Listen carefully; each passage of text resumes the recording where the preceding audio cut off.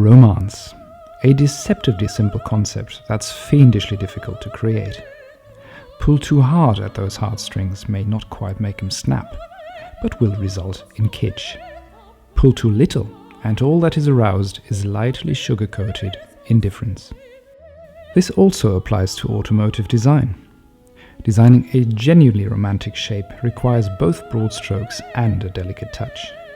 Simply applying some much-loved stylistic tropes may result in instant recognition, but not romance. It just so happens that there is no more romantic a mark in the automotive realm than Maserati, and no more romantic a sports saloon car than the Quattroporte. The thing is though, there is no more historically inconsistent a car design than the Quattroportes either.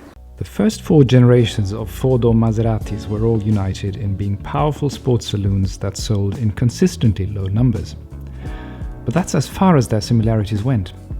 Stylistically, like Maserati at large, the Quattroporte model line always served as canvas for a variety of Italian carrozzieri to apply their style of the season to. The first generation, introduced in 1963 and designed by Pietro Frua, sported the typical Italian saloon style of the time, with a tall, delicate greenhouse on top of a trapezium-shaped lower body. Think of it as a far more opulent BMW Neue Klasse, or larger, more athletically proportioned bigger brother to the Lancia Flavia, and you get a good idea of the prevalent design zeitgeist in those days.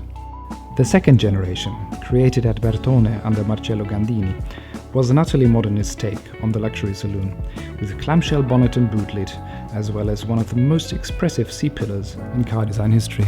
It then fell to Giorgetto Giugiaro to design the third generation, another modernist design that certainly was imposing, yet not necessarily outright beautiful.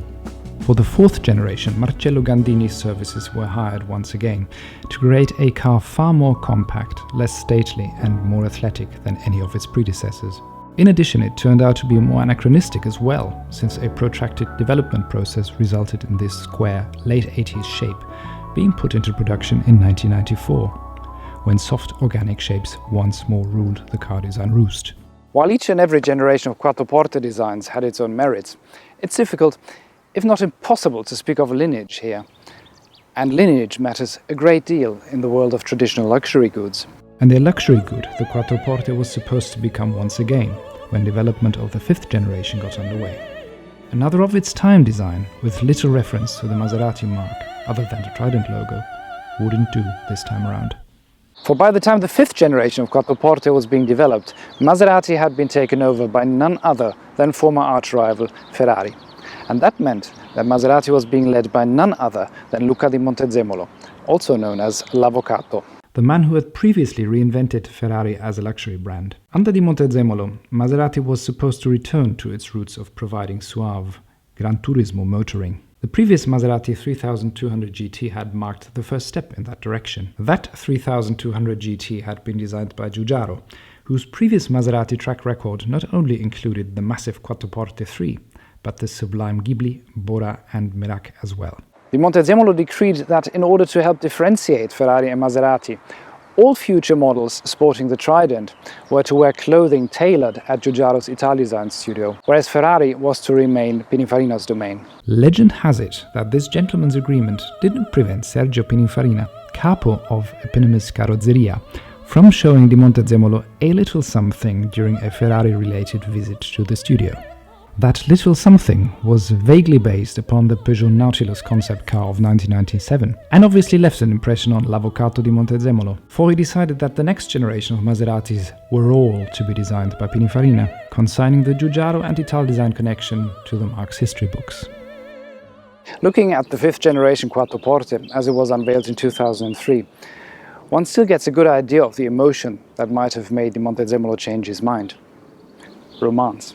By the time the Quattroporte was launched, the first wave of retro car designs had already broken. But Pininfarina's approach was different. It wasn't so much nostalgic as it was romantic, and very Italian indeed.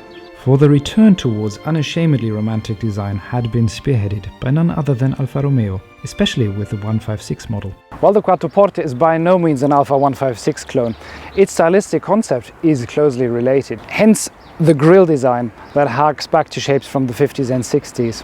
Hence too the 3 completely fake air vents behind the front wheel. Not to mention the sinuous surfacing across the Quattroporte's bonnet that was the complete opposite of the previous 3 generations' rational, edgy shapes. Having said that, a retro grille, fake air vents and soft surfacing are by no means a recipe for great design.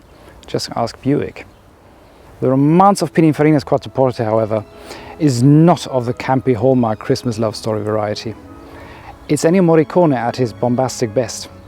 It's car design romance painted in broad strokes in most delicate and technically accomplished manner. That accomplishment begins with the fundamentals of any truly pleasing design: the proportions.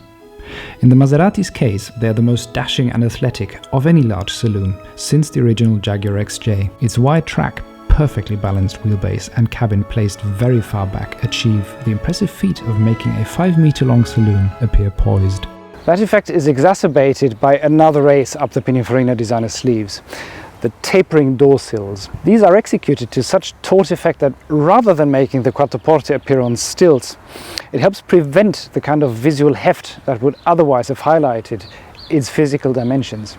Aforementioned surfacing also includes just the right amount of subtle feature lines for it not to appear just soft and limp, both at the front and especially at the rear, for this is where a tiny bit of magic happens as the flow of the Quattroporte's shoulder line comes to a barely perceptible yet abrupt halt right ahead of its rear haunch. This break, which goes against most car design norms, creates the most subtle yet effective of tensions and is among the main reasons why its rear end appears sinewy rather than bulky.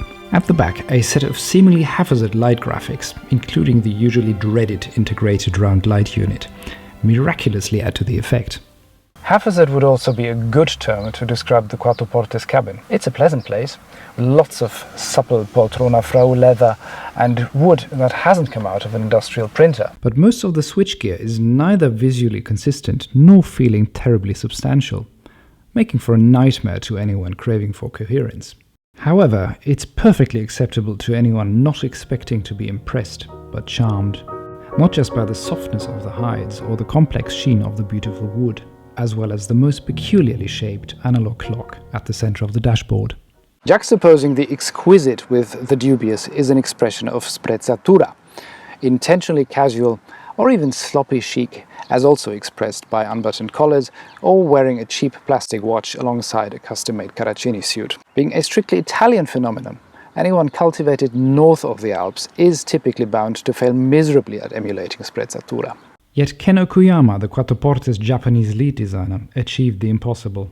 Aided by Pininfarina's ethos in general and working with colleagues steeped in Italian design tradition, such as Lorenzo Ramaciotti and Diego Otina. Just how delicate a balance Pininfarina struck with the 5th generation of Quattroporte is best illustrated by its successor, which came with a similar grille and fake air vents too, but none of that seemingly casual, romantic chic.